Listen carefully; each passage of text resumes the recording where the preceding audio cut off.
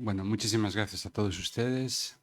Quisiera agradecer especialmente al Ateneo por acogernos una vez más a la hora de presentar un libro y dar una charla, yo creo que bastante interesante sobre su contenido. También quisiera dar las gracias a la Librería Gil, que tiene ahí fuera un puesto para, si alguno de ustedes quiere un ejemplar, pueden adquirirlo. Y sin más dilaciones, yo ya voy con las presentaciones. Yo me llamo Javier Fernández, soy periodista y editor de Santander.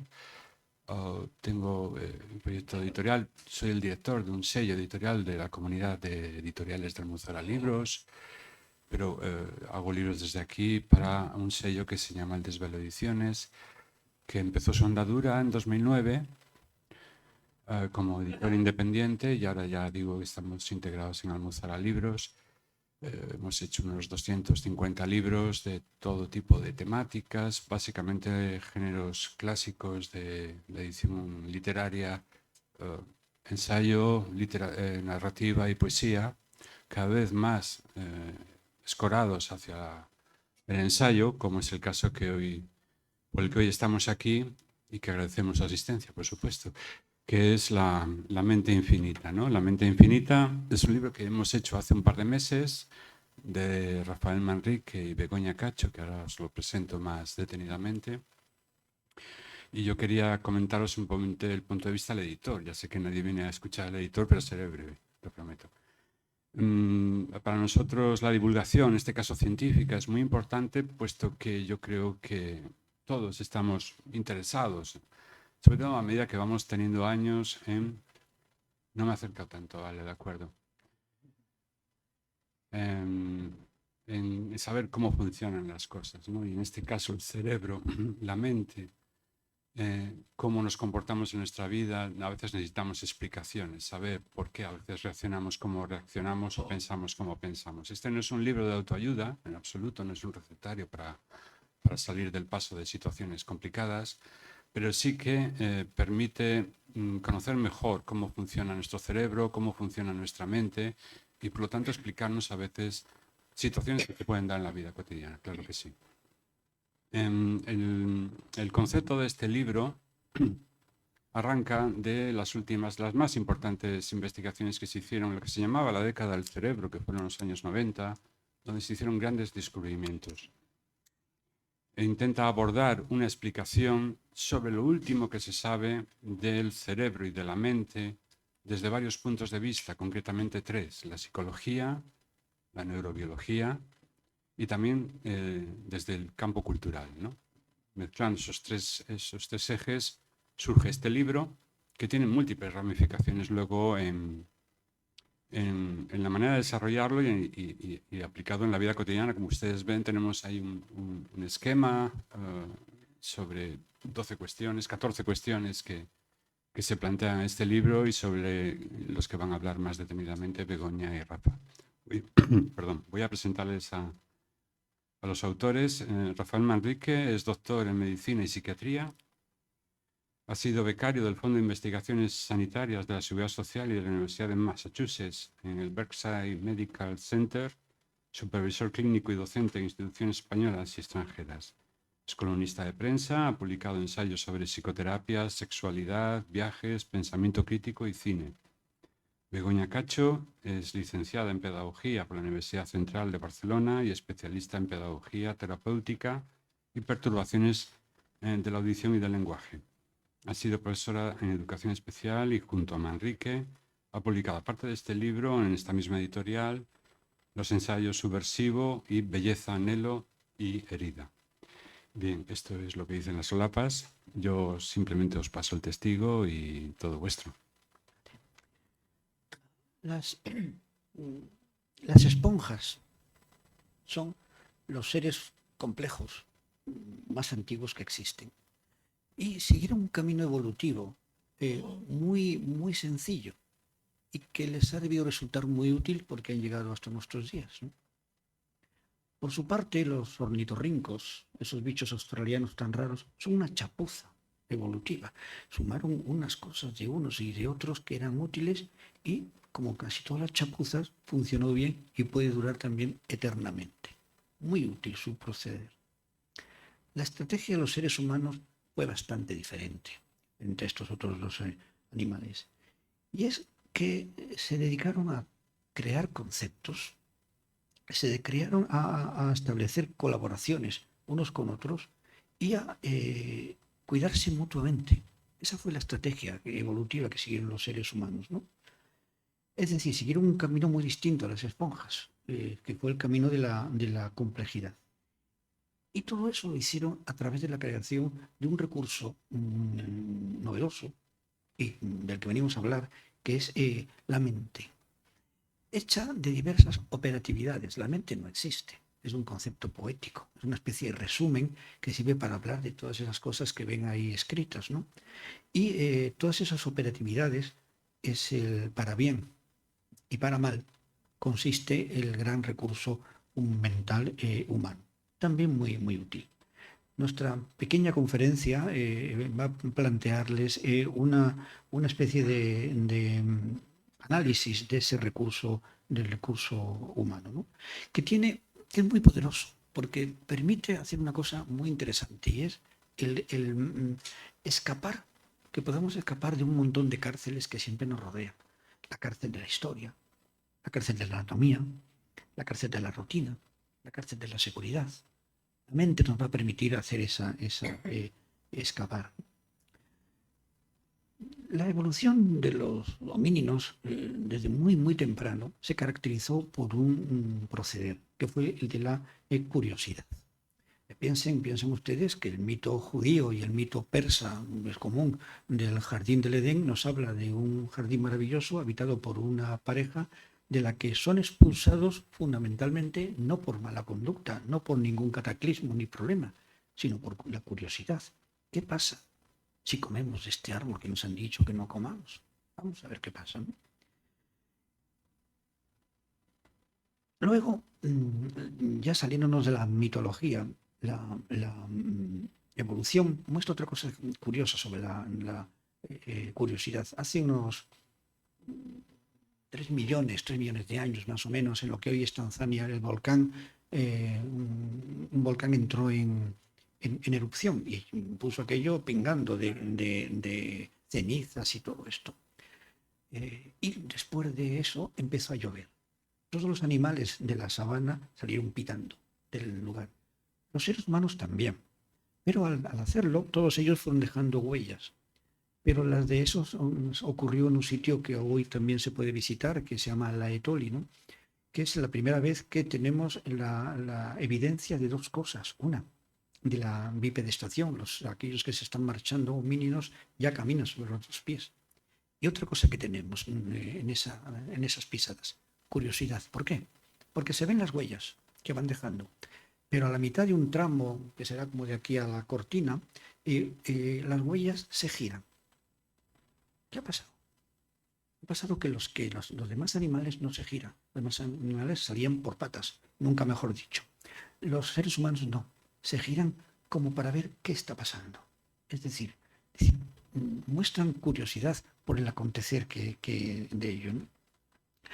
Entonces lo que les vamos a proponer en este ratito es una especie de recorrido por todo ese poderoso recurso humano que es la mente, que es el tema del libro que acabamos de publicar. Esto quizá les pueda parecer que es propaganda del libro, y efectivamente es propaganda del libro, ¿no? La mente. Van a comprobar ustedes esta tarde que es la palabra que más vamos a repetir. Por eso es necesario que hagamos algunas precisiones.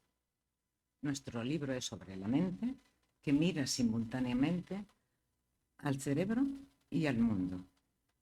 Los seres humanos disponemos de un cerebro acoplado al mundo, pero limitado por un determinismo estructural.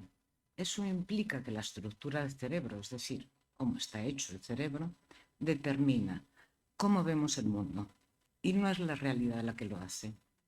Pensemos en la visión. Experimentamos el mundo según la gama de colores que la retina es capaz de captar, no según los colores de la realidad. Las retinas de otros animales, por ejemplo, el gato, son capaces de captar longitudes de ondas que nosotros no vemos. Por lo tanto, podemos decir que no sabemos cómo es el mundo. Observamos al mundo, pero no hay observación sin una interpretación. Y para que la experiencia humana tenga sentido es necesario que sea narrada. Y eso se puede realizar de muchas formas. Un hecho que en una narración tiene un significado muy importante, en otra puede ser un efecto secundario. Narrar, actuar y experimentar son acontecimientos fundamentales de nuestro operar en el mundo. Los neurobiólogos suponen que el cerebro produce una mente, de alguna manera que no sabemos muy bien todavía. La conciben como la actuación armónica, química y eléctrica de miles de millones de neuronas que tenemos en el cerebro. Este funcionamiento controla todo nuestro ser corporal, incluido el cerebro, y genera múltiples experiencias. Decía que nuestra vida está hecha de acontecimientos y también de emociones y relaciones que enriquecen nuestra existencia cada día y nuestra organización biológica también. La cultura y la sociedad cambian al cerebro, que a su vez cambian a la cultura y a la sociedad. Es la primera vez que hablamos y mencionamos el bucle humano por excelencia. Con las ideas que estamos citando, nos llevan a afirmar que la mente es un sistema que surge de la integración y de la combinación de muchos fenómenos biológicos, personales y sociales. Si antes había dicho que no se sabe, que el cerebro no sabe cómo es el mundo real, la mente tampoco lo sabe. ¿Sí? Para cualquier ser vivo, el objetivo principal es sobrevivir. Lo demás es bastante secundario, ¿no? Y para sobrevivir han de tener conocimiento.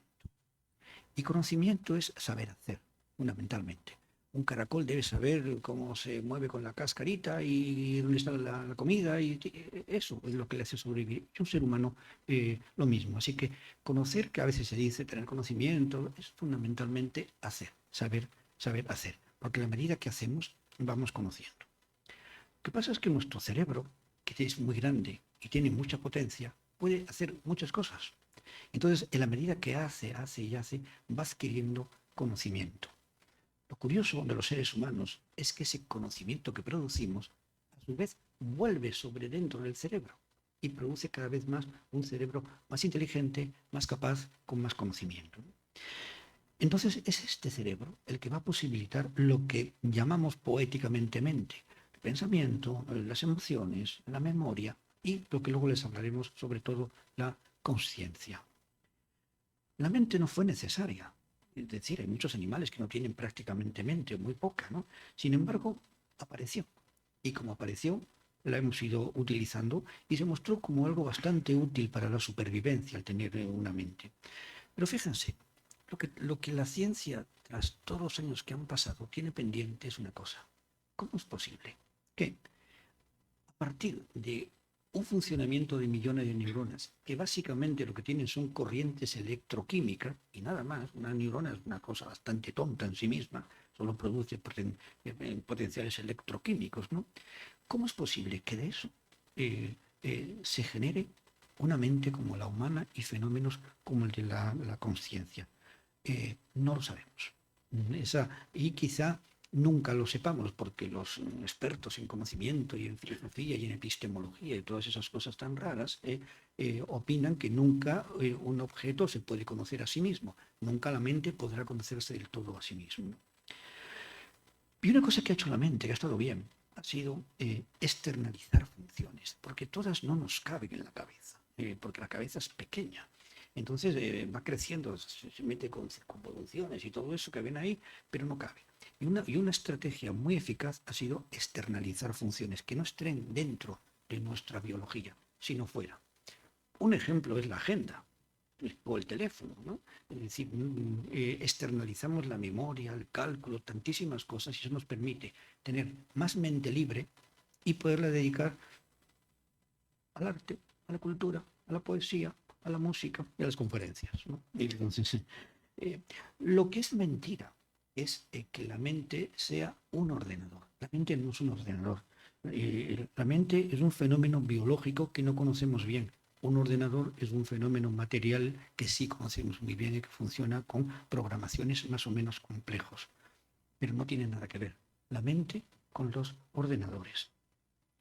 Una cosa que es un poquitín complicada, pero no pretendemos aburrirles ni mucho menos, es que la mente y el cerebro es muy complejo y va funcionando creando cada vez nuevas conexiones eléctricas y bioquímicas, como los he dicho, ¿no? Que suponen perturbaciones.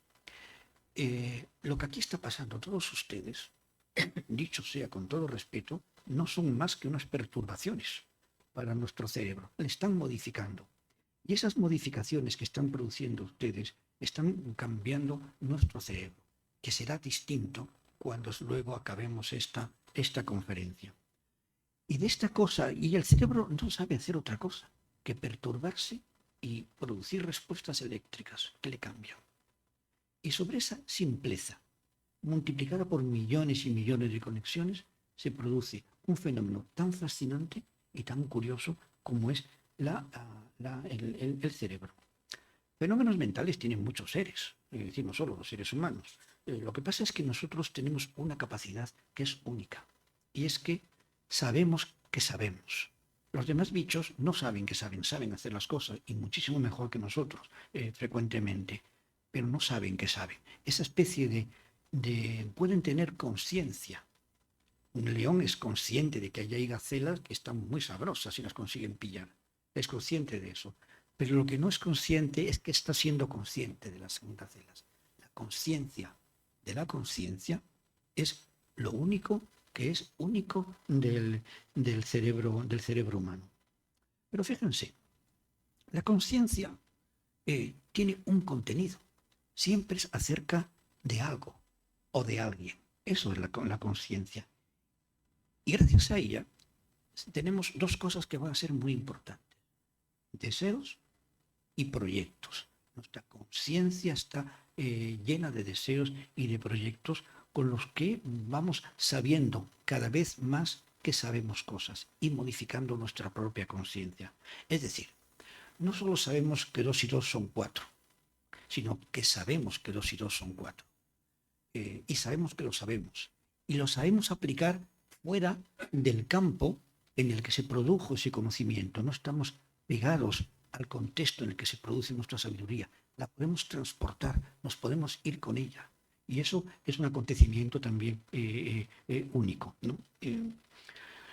Otra característica de este proceder es que en ese contenido de la conciencia se van desarrollando una serie de esos contenidos, como lo digo, pero que se van agrupando en cosas que son una dimensión lógica de la existencia, una dimensión estética de la existencia y una dimensión ética de la existencia. Ese es el contenido que va desarrollando nuestro cerebro. Que además, fíjense, la conciencia se impone a la mente. Nosotros podemos desconectar la mente, y de hecho se desconecta cuando estamos durmiendo o en coma. La mente y todas estas funciones se desconectan. La conciencia no se desconecta nunca, excepto en esos casos de enfermedad, accidente o alguna cosa. Siempre está por encima de la mente. Por eso les decía que es el recurso más importante. Otra cosa, la conciencia solo le pertenece a la persona. Yo soy consciente de mí y eso solo lo sé yo y no lo puedo transmitir. Puedo decir algo sobre ello. Ustedes pueden adivinar viéndome, o viendo cualquiera de los que estamos aquí, o ustedes, cómo puede funcionar esa conciencia. Pero básicamente somos seres incomunicados, incomunicables. Nunca podemos decir, yo digo que esto es negro, pero ¿cómo sé que mi negro es su negro también? O mi verde es su verde. No lo sabemos. Hay siempre un hiato de incomunicación que nunca podemos salvar. Eso es uno de los dramas de nuestra naturaleza humana, ¿no? Un par de características más. La conciencia ha sido muy importante desde el punto de vista evolutivo porque produce algo fantástico. Es un filtro entre el pensamiento y la acción. Eso tampoco lo tiene la mayor parte de los animales, o lo tienen de una manera muy, muy primitiva. Nosotros podemos diferir nuestros deseos. Tengo hambre, pero no tengo por qué ponerme a cazar ahora mismo. Tengo hambre y luego haré lo que tenga que hacer para cazar o para comer lo que sea. Ese filtro ha sido muy, muy importante para el desarrollo evolutivo de los seres humanos. Y una última cosa de esto, y es que la conciencia a veces choca contra la propia conciencia. Yo soy consciente de esto que no quisiera ser consciente, pero lo soy. Y entonces me tengo que apañar con ser consciente de cosas en las que preferiría no serlo, pero no está en mi mano. Con lo cual nos crea una complicación que no tiene ningún otro bicho y que nos manejamos con ella a veces bien y a veces mal. Rafa decía de la conciencia. Y una pregunta que tal vez quede siempre sin resolver. Si se oye bien. Vale.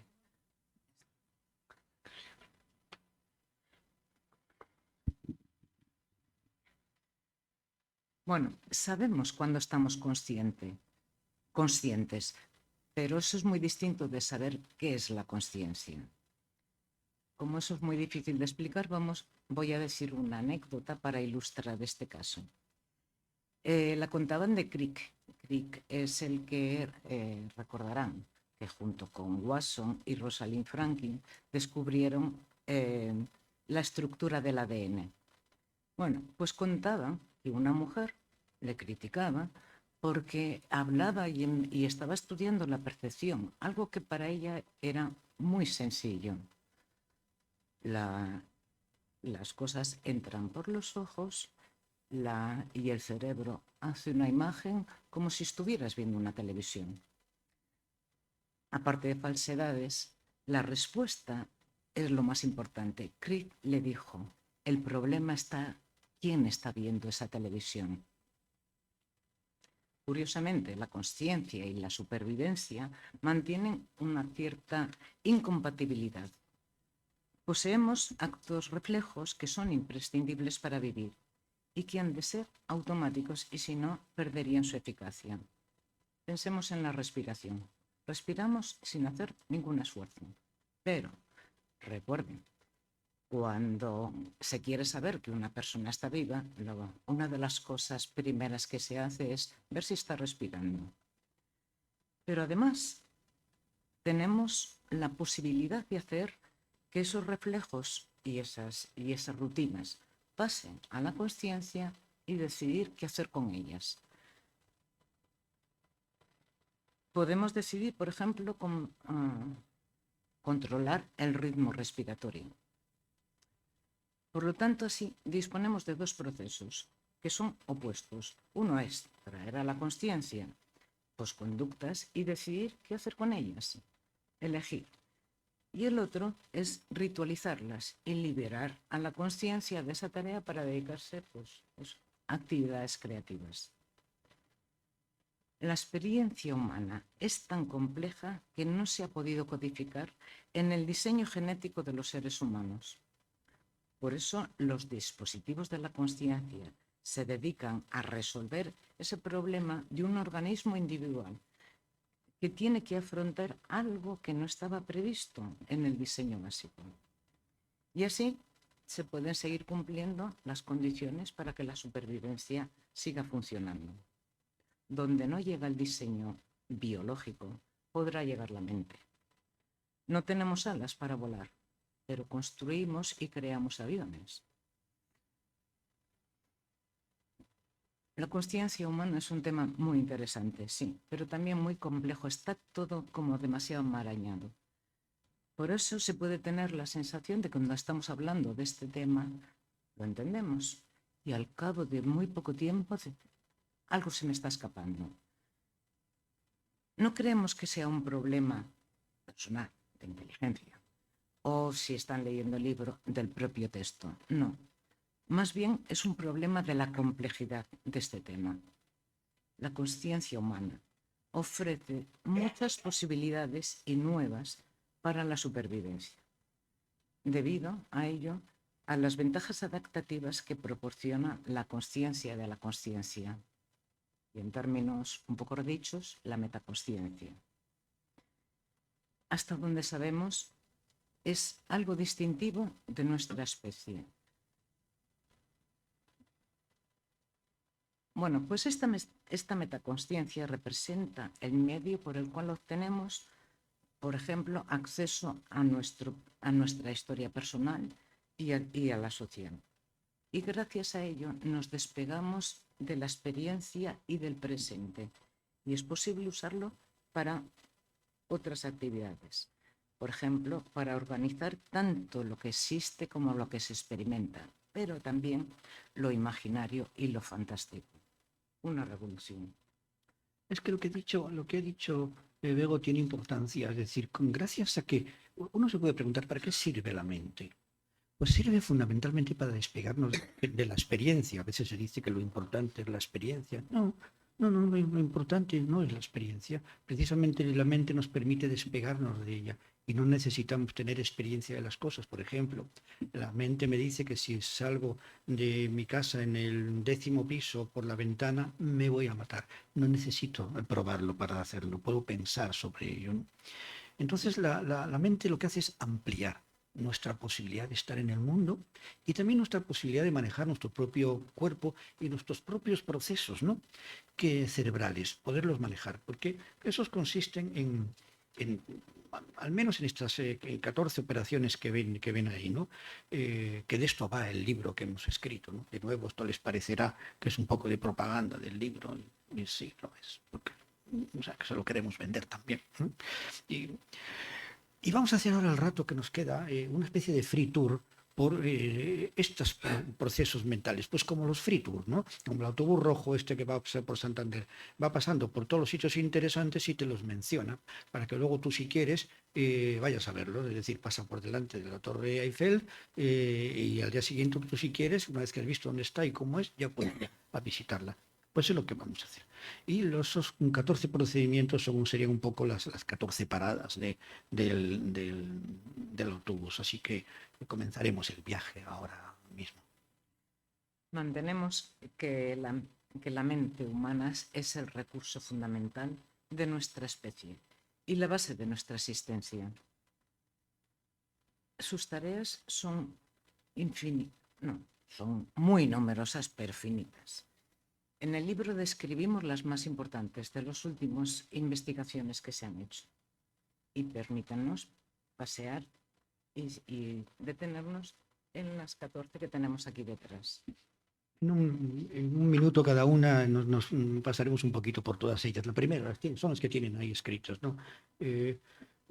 La primera es quizá la inteligencia, que desde luego con ese nombre tan general se incluyen muchas cosas, el juicio, el razonamiento, la resolución de problemas, todo esto, ¿no? Nos obliga a una cosa, la inteligencia, y es que tiene que estar acoplada al mundo en el que vivimos. Una inteligencia muy desacoplada del mundo sería bastante inútil. Piensen en Bobby Fischer, el gran ajedrecista, una inteligencia portentosa y casi totalmente desacoplada del mundo en el que él vivía, ¿no? Pero también tiene un problema, la mente y la inteligencia, y es que tiene numerosos sesgos e irracionalidades, y la inteligencia con frecuencia fabrica bobadas. La Tierra es plana. Las vacunas son peligrosas. La mente fabrica cada cosa extraordinaria. Pero disponemos de una capacidad de juicio que nos permite calibrar la confianza de las informaciones y de las que nos llegan y de las cosas que nosotros vamos pensando a través de unos procesos que también conocen, como es identificar las hipótesis en las que estamos basándonos, evaluar los argumentos, buscar alternativas. Todo eso que antes les decía de la curiosidad tiene que ver con la inteligencia y que nos permiten ir creando conceptos acerca de todo y de nada, de lo existente y de lo existente, de lo real y de lo fantástico. Pues vamos con la dos. ¿Sí? Sí. Una mente en un cuerpo. Para pensar y sentir hay que tener cuerpo. La cognición humana es corporizada. Y lo que vemos en las películas de ciencia ficción, una especie como de cerebro flotando en un líquido viscoso, eso es ficción, no real. Aunque aún mantenemos lo de cuerpo y mente separados que hemos heredado culturalmente, no existe tal separación. La mente y el cuerpo constituyen un sistema que reaccionan casi simultáneamente, a la par. Un ejemplo obvio, la gripe.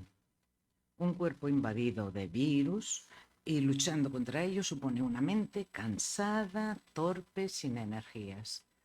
Cuando ya conseguimos vencer a esos virus, lo primero que sentimos es un bienestar, una fuerza mental, un optimismo. Es decir, volvemos a ser personas. A su vez, también hay fenómenos mentales que influyen poderosamente en el cuerpo. Piensen en el enamoramiento. Hablando de enamoramientos, vamos a la tercera, que es que somos seres sensuales. Es decir, tenemos unos sentidos muy perfeccionados y que son la puerta de entrada del mundo a nuestro universo mental. Pero ni de lejos somos los seres vivos que tienen los sentidos más perfeccionados. Pero fíjense, en realidad no sentimos como sentimos, sino sentimos con la mente. Piensen a las personas que les amputan una pierna, ese famoso miembro fantasma que habrán oído hablar. Es decir, te han amputado la pierna y te duele la pierna que te han amputado, que ya no tienes. Entonces sentimos con la mente, no sentimos con los sentidos, a pesar de lo que se pueda decir, ¿no? Los seres humanos los tienen mejores que los nuestros. ¿Cuál es la diferencia con los sentidos de los seres humanos? Pues que en nosotros ocurre, una vez que percibimos, ocurre una elaboración personal que es cognitiva, que es intelectual y que es sentimental, que nos permiten juzgar y evaluar la realidad de lo que estamos viviendo. A veces se dice que es importante tener sentimiento, lo sentimental y bla, bla, bla, toda esa palabrería de la psicología barata. Los sentimientos son solo una cosa, el sistema de evaluación presente de la situación en la que nos encontramos. Ahora mismo, todos los que estamos aquí están teniendo algún tipo de sentimiento que evalúa la situación en la que están. Estarán sintiendo, pero ¿cómo se me ocurrió venir a esta conferencia? Por favor, qué rollo. O pueden estar diciendo, qué contento estoy, qué buena decisión venir a esta conferencia tan interesante, la que sea. Pero en todo caso, los sentimientos les están dando una información de acerca de cómo viven la experiencia en la que están metidos. Al cerebro no le gusta, no les voy a explicar esto porque les íbamos a aburrir igual, pero al cerebro no le gusta ni le disgusta el Greco. Es decir, somos nosotros que tras percibir un cuadro del Greco, hacemos una elaboración que nos permite decidir si nos va a gustar el Greco o no nos va a gustar el Greco. Es decir, nos valen los sentidos para vincularnos con el entorno. Para eso sí valen los sentimientos, ¿no? No les explico todo esto porque es interesante, es un poco rollo, y además en el libro lo contamos maravillosamente bien, ¿no? Entonces, les cito otro par de cosas últimas sobre esto de la sensualidad. Y es que a veces se dice que tenemos sentidos extrasensoriales, paranormales o premonitorios. Todo eso es una tontería completa. Es decir, no existe nada que sea paranormal, todo es normal. No lo sabremos entender, no lo sabremos interpretar, pero no existe nada que sea paranormal, extraterrestre o extrasensorial. Todo es biológico y todo es real. ¿Lo entenderemos o no? ¿Lo comprenderemos o no? Pero no hay nada de esto. Y estas percepciones que tenemos, que forman nuestra sensualidad, es lo que nos hacen aparecer ante los demás como seres simpáticos o antipáticos, como cariñosos o desagradables, como atractivos o poco atractivos. De todas estas cosas está hecho lo que se llama el sí mismo, en su mismidad, como decían Martes y Trece, ¿no? Es decir, el sí mismo, la idea que tenemos nosotros de nosotros mismos está basada en toda esta sensualidad que recogemos y que devolvemos al medio. Vamos al 4. Una mente para experimentar. Lo que nos mueve, los motivos de los seres humanos nos podemos agrupar en tres: intereses, deseos y valores. Tenemos intereses y deseos porque somos seres, necesitamos.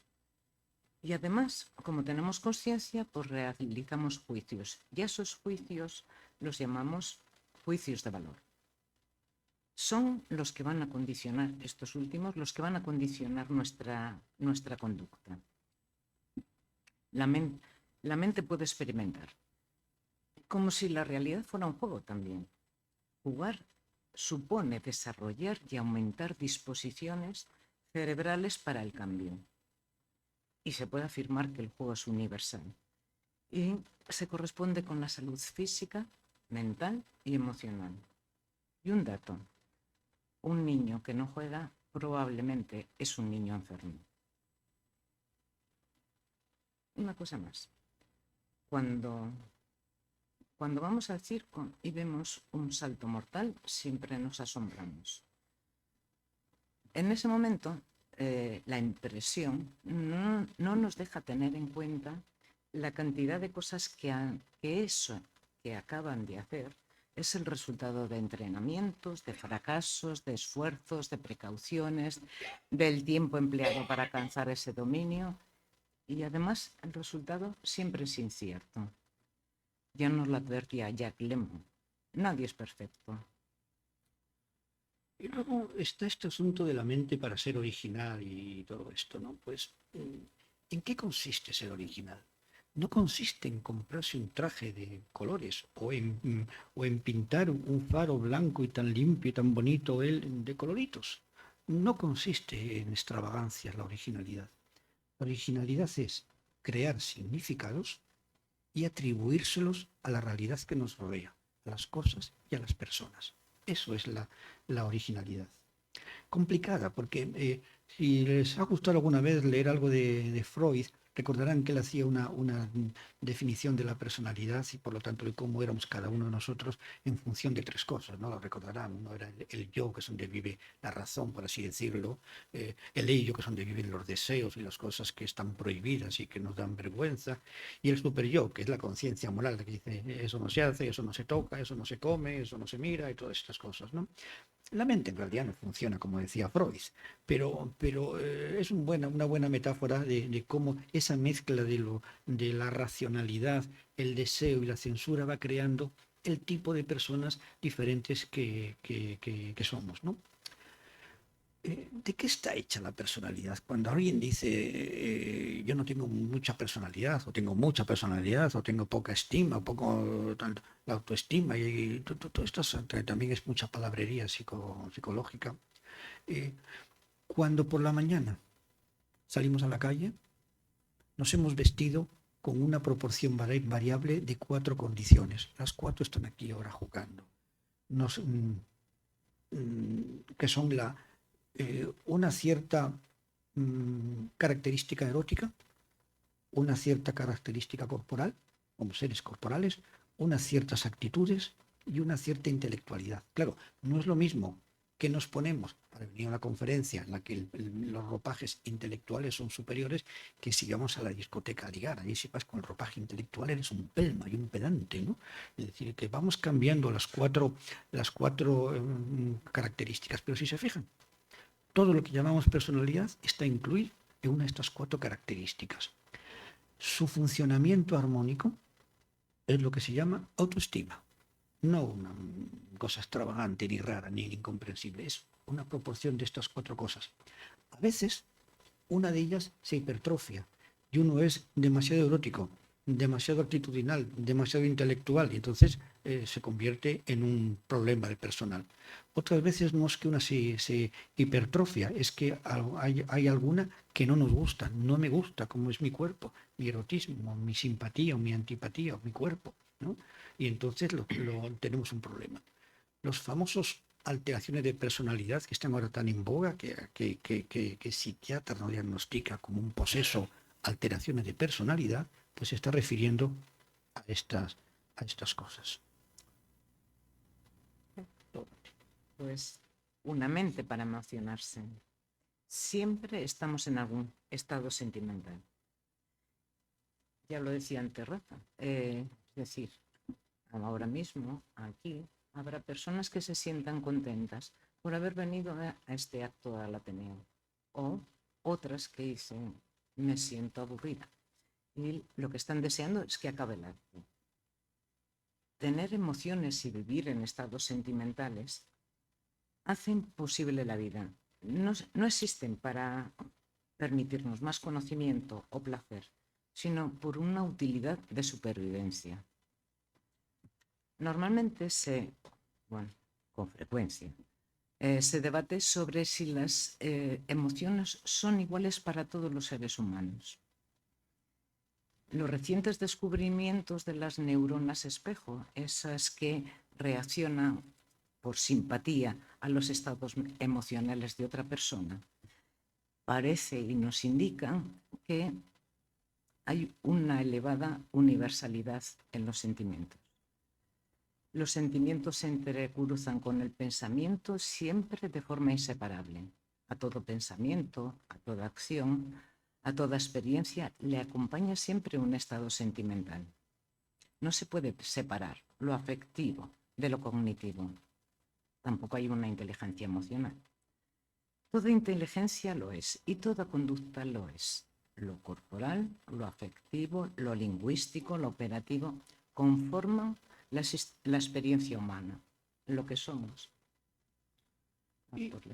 Y hablando de emociones y de los cambios de las emociones, hablemos un segundito de, por ejemplo, los estados deprimentes, por los que con frecuencia pasamos, ¿no?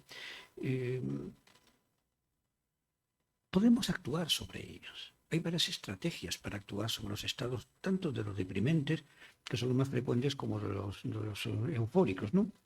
Pero no me pretendo ahora darles clase de cómo manejarse con la depresión, pero imagínense que es que si uno quiere combatir la depresión, lo que tiene que hacer es realizar acciones que sean incompatibles con el estado deprimente. Es decir, si estás deprimido y te metes en la cama y te tapas con la sábana, va a aumentar tu depresión, lógicamente.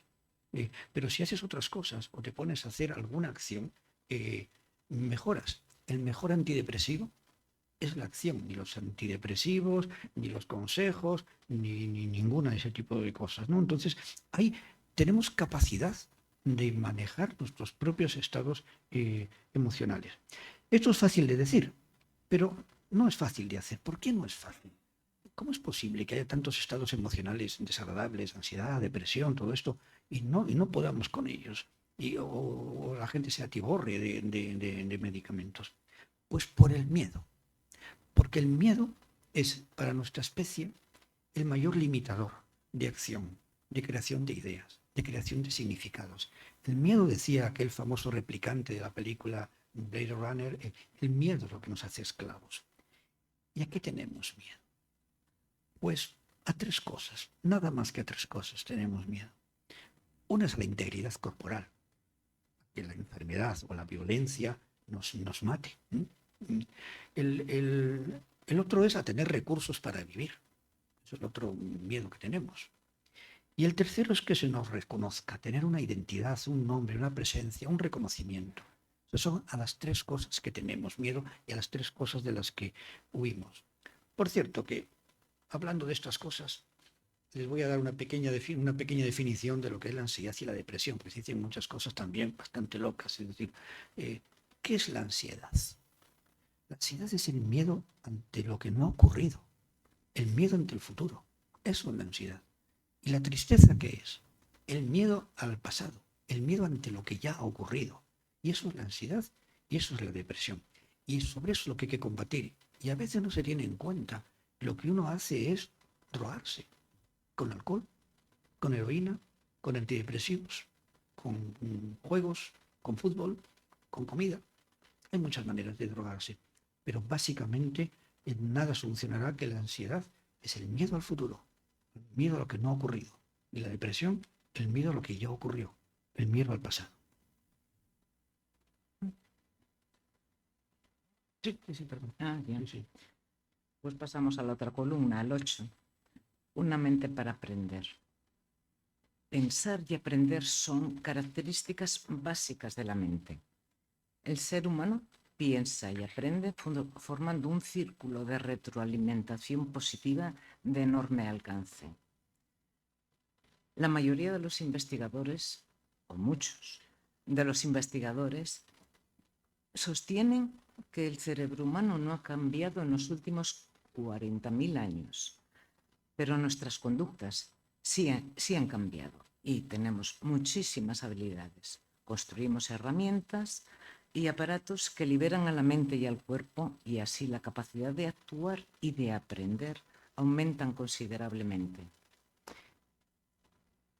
Los seres humanos nacen antes de lo debido, es decir, de lo debido para tener una pequeña madurez o más madurez fisiológica y cerebral. El resultado es una criatura que va a necesitar un tiempo prolongado de crianza. Y esta necesidad va a tener dos consecuencias importantes. Una, que se va a establecer una larga interacción entre la criatura, el recién nacido, y los padres o las personas cuidadoras. Y durante ese largo tiempo se va a producir una interacción y los padres van a poder, las personas que cuiden, pueden transmitirles conocimientos que no están codificados en los genes. La otra consecuencia es el desarrollo de una fuerte relación e interacción. Somos seres biológicamente sociales. Y a partir de estas condiciones biológicas, el aprendizaje es la pieza fundamental para el desarrollo de nuestra evolución. Y hablando de aprendizaje en el siglo XXI, ¿cómo preparar una mente en una sociedad con transformaciones, cambios e incertidumbres continuas? Si pensamos bien, la enseñanza basada en conocimientos no parece tener mucho sentido. Lo que se aprende en la escuela, cuando llegue el momento de ser profesionales, serán conocimientos obsoletos. La velocidad que lleva el siglo XXI así nos lo muestra.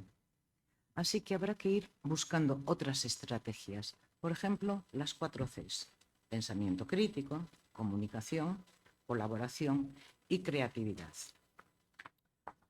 Otra cosa que quería comentarles es que sobre la memoria.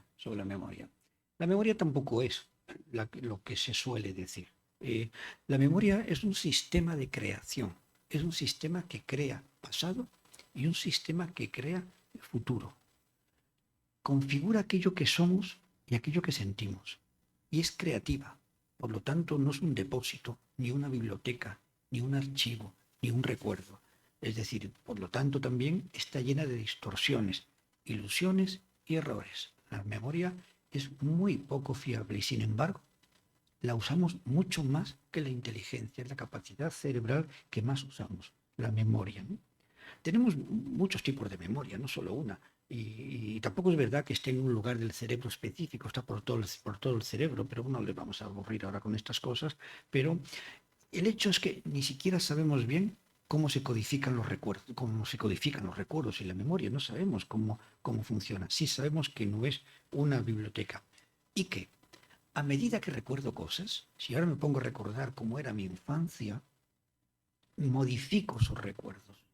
Y cuando mañana vuelva a recordarlo, los vuelvo a modificar de nuevo. De manera que recordar es un acto de creación.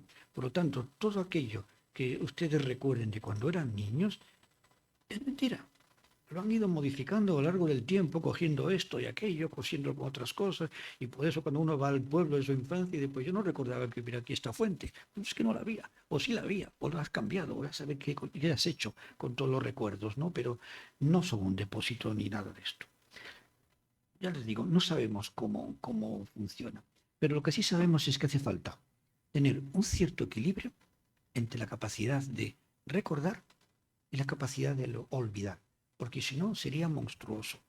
Borges describe un personaje que era Funes, el memorioso, un hombre que era incapaz de olvidar nada. No podía vivir. Eso era una locura. Entonces necesitamos la memoria, la creación y el olvido. Todo ello. Esto no se lo puedo. Sí. Vamos a la 10 y ya vamos acercándonos al final. Hablamos de una mente para hablar. Nos hacemos humanos a través de procesos de conversación. Existen multitud de teorías sobre el origen del lenguaje, casi para todos los gustos. No vamos a tocarlas ahora, ¿eh? Si tienen curiosidad, pueden encontrar algunas de ellas en el libro. Una de las más afectadas parte del supuesto de que fueron los gestos, los actos comunicativos que aparecieron a lo largo de la evolución. Todavía hoy lo gestual es importante, y más cuando no tenemos una lengua en común. El gesto de señalar es el primer acto comunicativo que hace un bebé. La interacción, el contexto, la afectividad modulan con eficacia el rápido aprendizaje de los niños. Como toda acción, y el lenguaje también lo es, el hablar nos cambia. Y el término que mejor puede definir esto es la conversación, la experiencia humana por naturaleza. No hemos de olvidar que en la vida cotidiana, hablar y emocionar siempre van juntas. Surgen del lenguaje, se apoyan en la convivencia y por lo tanto en la aceptación del otro. Sin conversación nos aburrimos y tendemos hacia un encefalograma plano. Y es que no somos nada si no lo contamos. Recuerden la famosa anécdota de Dominguín cuando se acostó con Ava Gardner. Lo primero que hizo fue bajar a contarlo. Porque es que si no, ¿para qué? ¿No? Entonces, somos seres narrativos, somos seres de ficción. Y nuestra existencia, para que tenga sentido, tiene que ser narrado. Por eso lo que hacen todas las dictaduras es borrar la capacidad de tener memoria, la capacidad de poder contar historias. Porque si no, eso llevaría a la libertad, ¿no? El origen de lo humano, esto no se lo digo que es interesante, pero tanto un minuto. El famoso complejo de Edipo, el que decía Freud, no consiste en quererse acostar con tu madre, que eso igual le pasaba a Freud probablemente, pero a otros no nos pasa. Entonces, ¿de qué habla el complejo de Edipo? El complejo de Edipo habla de la importancia del que haga la figura de padre, quien sea, para introducir al niño o a la niña, a los infantes, en el mundo de significado de su comunidad. Eso es el complejo de Edipo. Para eso se tienen que separar de la madre y decir, hoy mi mamá cómo me mima. No, entonces se tiene que separar de la madre y eso lo hace la figura paterna o quien la haga, no necesariamente un varón, para romper esa dualidad y meter al niño en los relatos y en las narraciones de su universo cultural. Así que somos seres de ficción. Con lo cual, el asunto de la verdad se nos va a complicar muchísimo. Porque una cosa es la verdad histórica, lo que ocurrió, que con frecuencia nunca lo sabemos, y otra es la verdad narrada, la verdad como es contada por alguien, siempre.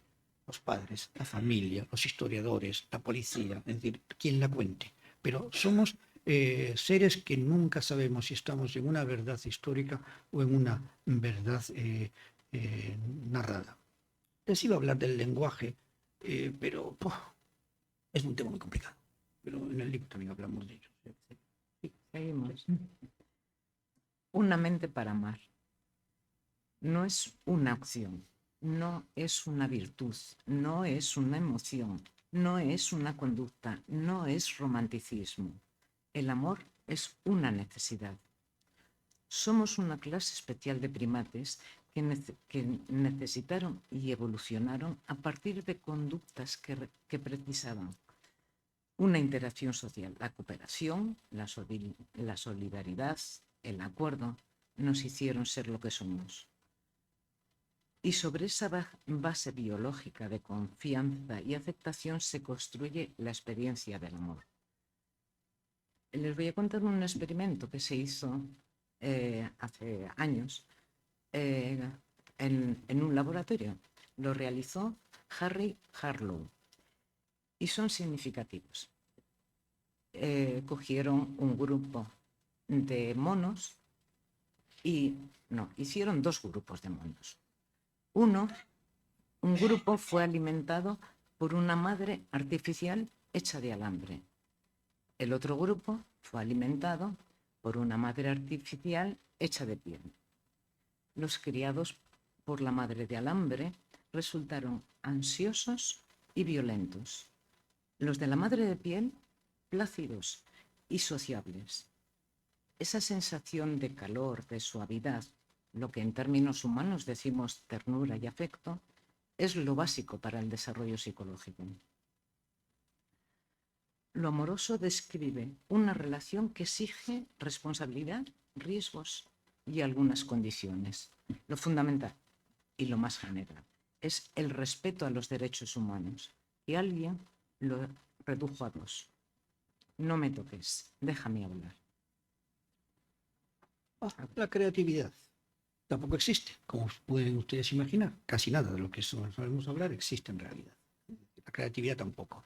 No, crear es producir algo insólito, algo nuevo, pero hecho siempre a partir de las condiciones básicas de nuestro operar cerebral. Entonces, no existen personas creativas. Cualquiera puede ser creativo. Es cierto que hay algunas personas que se les da mejor, pero no existe eso que se llama creatividad personal, ni se puede medir, ni muchísimo menos se puede enseñar, ni nada de esto, ¿no? Entonces, no parece, en todo caso, que haya una correlación entre la creación, las personas creativas, y la inteligencia y la sociabilidad. Los inteligentes no son más creativos que los bobos. Ni más sociables, no hay una correlación en todo este tipo de cosas, ¿no? Ni hay tampoco en el cerebro áreas específicas para la creatividad, aunque hay instituciones que piensan que sí, te hacen hasta test y te ponen cablecitos por el cerebro para medir dónde están tus áreas de creatividad. Eso, para sacar dinero. ¿Hay algunos procedimientos para la creatividad?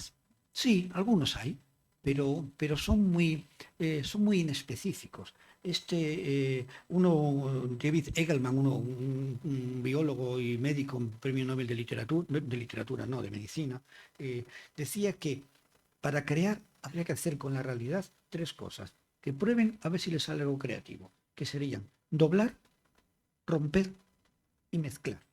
Y cogemos con las cosas de nuestro mundo. Si se fijan, muchas de las cosas que son creativas obedecen a estos procesos. Lo has doblado, lo has roto y lo has mezclado. ¿Qué es el café descafeinado, sino un café roto que le han quitado la cafeína? Roto. O pensar, para poder ser creativo, lo que decía el famoso diseñador italiano que se llama Bruno Munari, que decía, esto está hecho así. ¿Se puede hacer de otra manera? Y al pensar eso, se obtienen ideas interesantes y también alguna que otra chorrada, naturalmente. Pero eso es la creatividad. Algo muy inteligente o a veces algo muy estúpido. Y la última. Una mente para ser libre. La libertad tiene buena fama, pero como concepto es muy abstracto, probablemente inestable y por lo tanto difícil de saber qué es eso de la libertad. En todo caso, lo que sí tiene que ver es con el poder. ¿Recuerdan de la historia de Alicia, la de Lewis Carroll? Una precisión perfecta. La cuestión es saber quién manda. Tenemos poder cuando podemos alcanzar pues, un cierto control de nuestra vida con proyectos que cada uno ha definido.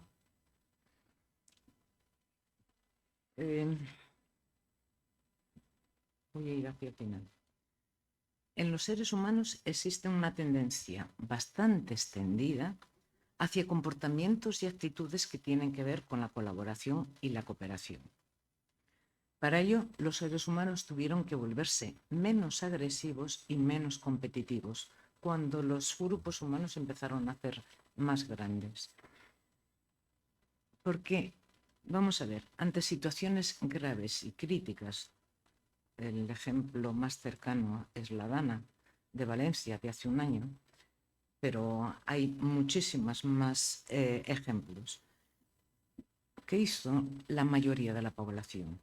Fue a ayudar, a colaborar y a cooperar. Justo lo contrario de lo que hicieron algunos políticos. Y para acabar, una mente para pensar con éxito. Se exigen 4 requisitos: pensar, crear condiciones de éxito, actuar y evaluar. Pensar, Bego, ¿qué es pensar? Defínelo. El tópico es la escultura del pensador, de Rodin. Sentado, apesadumbrado, casi deprimido. Nada de eso. Pensar más bien es crear conceptos, establecer relaciones entre ellos y darle significado. Muy profundo. Da un ejemplo.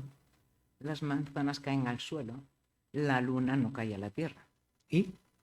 Que al relacionar estos dos hechos y buscarles una explicación, Newton llegó a la teoría de la gravitación. Ya, pero eso parece una historieta más bien falsa, ¿eh? Claro que lo es, pero queda bonito y además lo entendemos. Ilustra bien la esencia de nuestro pensamiento, asombroso, incierto y poderoso. Bueno, y es un antídoto también contra el fanatismo y contra la cobardía. Vamos a las condiciones de éxito. ¿Existe eso? ¿No es el típico concepto de autoayuda? No, sí existe. Es crear abstracciones que sean concretas y operativas, y que sean poéticas, y que no estén necesariamente vinculadas a la experiencia cotidiana. Es una obra maestra de complejidad y de belleza, la verdad. Sí, suena atractivo, pero también es peligroso. Se pueden generar ideas inútiles o absurdas. Sí, pueden llevar a la estupidez o a la locura. La conciencia nos va a salvar. Saber que la mente causa efectos en el mundo. Pero eso puede ser falso. Más bien es complejo, ¿eh? La mente es nuestro gran recurso. ¿Eso no supone ser muy ingenua? Somos capaces de libertades y de atrocidades. Mismas causas, efectos diferentes. Y causas diferentes provocan las mismas causas. Es complejo. Lo que nos lleva a la acción. Voluntad, valor y... Valentía y fuerza. Eso quiere decir que actuamos elaborando proyectos, ¿no te parece? Sí, para luego organizar nuestra vida alrededor de los proyectos que hemos elaborado. Nos hemos dejado atrás la voluntad. Bueno, así en realidad lo que llamamos a la inteligencia puesta en acción, eso es la voluntad. Mientras no se dirija a cosas inútiles y de forma terca y mal. Bueno, ni romántica, ni ingenua, ni obsesiva, lo cual, chica lista, lo conseguimos ¿cómo? A través de la evaluación con criterios precisos sobre lo que vivimos. Una evaluación que siempre, primero, será sentimental, luego intelectual y vuelta a lo sentimental. De acuerdo, pero el mayor peligro para la mente, ¿acaso sea el problema de la verdad? Razonar es muy importante, pero buscar verdades no siempre lo es. La ausencia de dudas, la creencia que estamos en posesión de la verdad, es lo que nos envenena. Sí, puede comprometer nuestra libertad, sí. Poder dirigir nuestro propio pensamiento es lo más precioso, decía Simone Weil. Vamos a ver, definir proyectos vitales, ver el mundo de otra manera, mejorar nuestros sentimientos. Ese es el poder más grande de los seres humanos. Bien, resumo. Todo el libro es imposible, pero a ver si me pueden seguir. Un cerebro que sostiene una mente que sostiene una conciencia que sostiene una cultura y una cultura que sostiene un cerebro. El recurso humano, el bucle humano, la esencia de lo que somos. Así como para estas alturas ya sabrán que hemos escrito un libro al respecto, después de esta conferencia no les va a quedar más remedio que precipitarse a leerle. Y hasta ese momento les agradecemos su presencia aquí, someterse a este acto que no deja de ser un acto de propaganda y que ha sido un placer poderles contar estas cosas de la manera que mejor hemos imaginado. Así que les agradecemos su presencia y un placer estar aquí.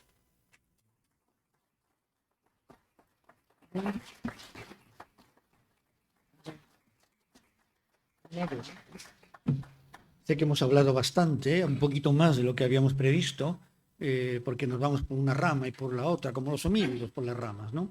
Entonces, pero con todo, si alguien tiene un deseo irrefrenable de hacer una pregunta, pues yo creo que la podemos contestar y sí que ¿Alguna pregunta o alguna...? Yo tengo una. Sí. Vosotros que habéis leído mucho sobre la mente, la cultura y la psicología, no suficiente me imagino, ¿estáis de acuerdo en que la mente o el cerebro es muy perezoso, que le gustan las ideas simples, las esquemáticas, que esforzarse por destripar la realidad, desarrollar lo que le entra por los sentidos y interpretarlo, es más costoso que asumir críticamente mensajes muy simples, sean ciertos o no?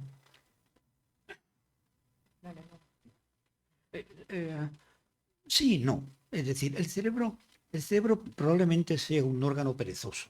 Es decir, que le guste que no haya muchas perturbaciones y que no haya muchas variaciones. Eso es posible que sea verdad, ¿no? Y de hecho, la mayor parte, bueno, cuando decía Aristóteles que el ser humano es un ser racional, no sé dónde se lo sacó o con qué compañías iba él, pero en realidad casi nunca estamos razonando ni pensando, estamos haciendo cosas, pero pensar, ¿cuántas veces pensamos a lo largo del día? Actuamos. Entonces, el cerebro es bastante perezoso. La conciencia no lo es tanto. Es decir, porque ¿qué necesidad hay para, si quieres cazar, meterte en una cueva allí a tomar y ponerte a pintar un bisonte y encima hacerlo bien, con lo bien que le podrías pintar con una esquemita y fuera, ¿no? En la cueva, que está muy incómodo. Entonces, algo tenía que haber de más que hacía que en vez de pintar como pintaríamos nosotros un bisonte, pintara uno como el de Altamira o como los de Lascaux. Entonces, es verdad que es peligroso, es verdad que lo es. Y es verdad que no le gustan mucho los cambios. De hecho, está metido en una caja donde no le llega ninguna influencia prácticamente. Es decir, cuesta mucho acceder al cerebro, para la propia sangre, todo cuesta mucho llegar al cerebro, ¿no? Entonces sí que es bajo y protegido. Pero la conciencia no. La conciencia, como no está metida en ningún sitio, es más abierta y esa nos ha hecho ser lo que somos como especie. Entonces, no es eso, que ya lo he oído algunas veces, ese comentario que hace de que el cerebro es perezoso. El cerebro puede, el ser humano no tanto.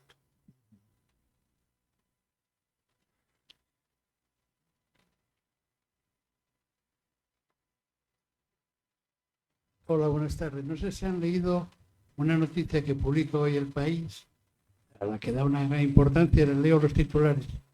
El primer mapa de un cerebro humano, adulto, abre una nueva puerta para investigar la mente.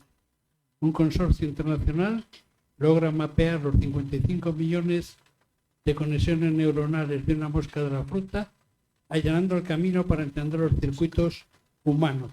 Esto, al parecer, es una investigación que se inició en la época de Obama, que han concluido ahora con una ingente cantidad de medios económicos y que, al parecer, ha resultado un éxito. Me gustaría conocer si la tienen, su opinión al respecto. Bueno, como es algo más médico, Es más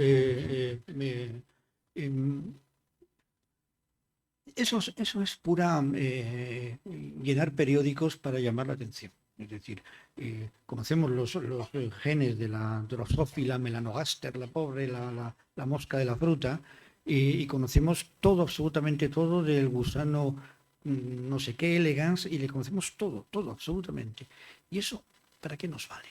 Es decir, el cerebro no es una suma de millones y millones y millones de conexiones.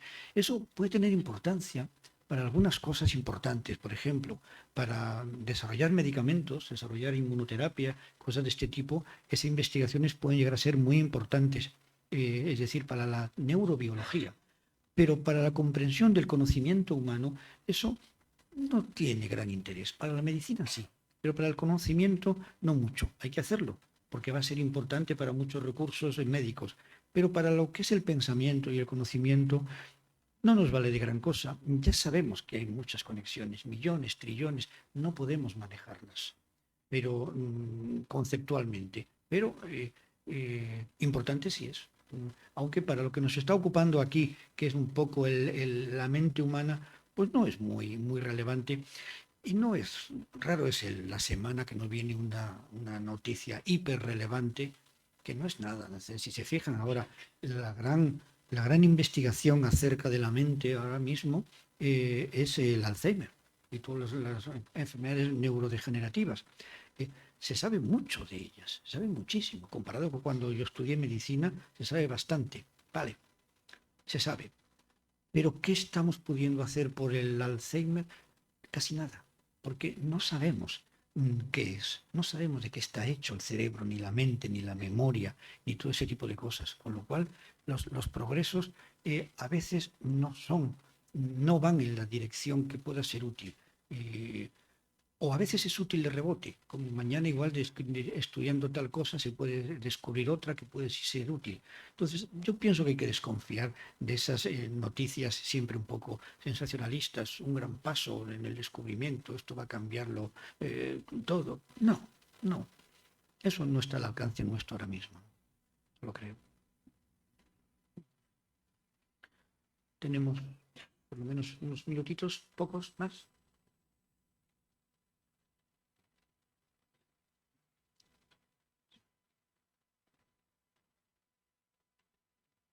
Bueno, pues si no hay más preguntas, yo creo que nos toca despedirnos. Muchísimas gracias por su atención, espero que haya sido interesante y muchas gracias a vosotros por intervenir. ¿Vale?